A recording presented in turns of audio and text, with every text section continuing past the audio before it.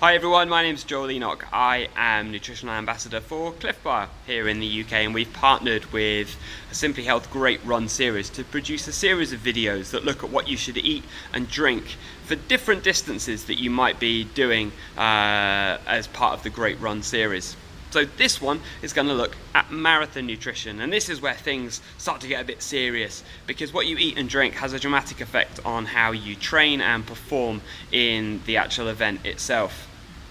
So the first thing that you really need to remember is that you must practice your event day nutrition strategy in your training sessions. Too many people get to their actual event having never practiced what they're actually going to eat and drink on the day and the pattern or the quantity that they're going to have it. So make sure that you practice. Start when you're still running shorter distances, and as you build up the distances, continue that pattern of nutrition. It'll actually train your gut to be able to accept more energy and more fluid, and that will mean that the event itself goes more smoothly than it would do if you didn't practice those things.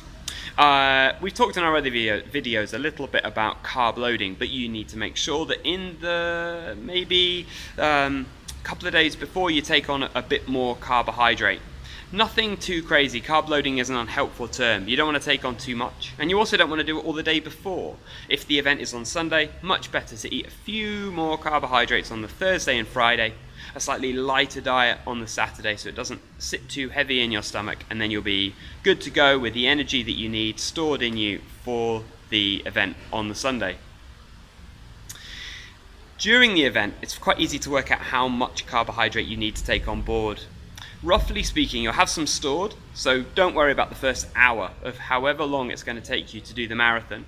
From an hour till whenever you expect to finish, work out how many minutes you're going to be running for. And for every minute, you want to try and take on board 1 gram of carbohydrate. And you want to take that in simple forms like Clif shot blocks or gels or through sports drinks. So make sure you do that equation, and again, practice that in training.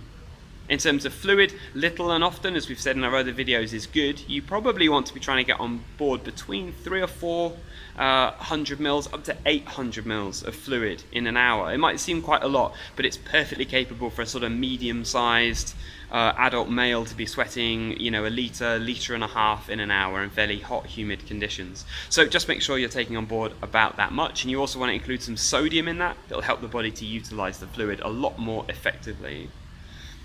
As you practice that in training, it might be useful to use loops or a backpack or some way that you can have access to fluid. And you also want to make sure that you take on board some protein during training as well, just so that your body doesn't break down. Too many people think that protein adds or builds muscle. It doesn't. Your body uses it to adapt to whatever exercise you're doing. So make sure protein's a really regular feature of your meals and snacks.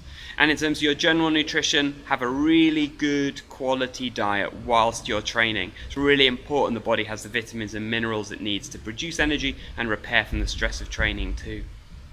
For more information, please look at our other videos looking at different distances. Hopefully we've designed them all to complement each other, and between them all you should get a really good understanding of the areas of food and drink that you need to understand to get the most out of your running and your event. Thanks very much.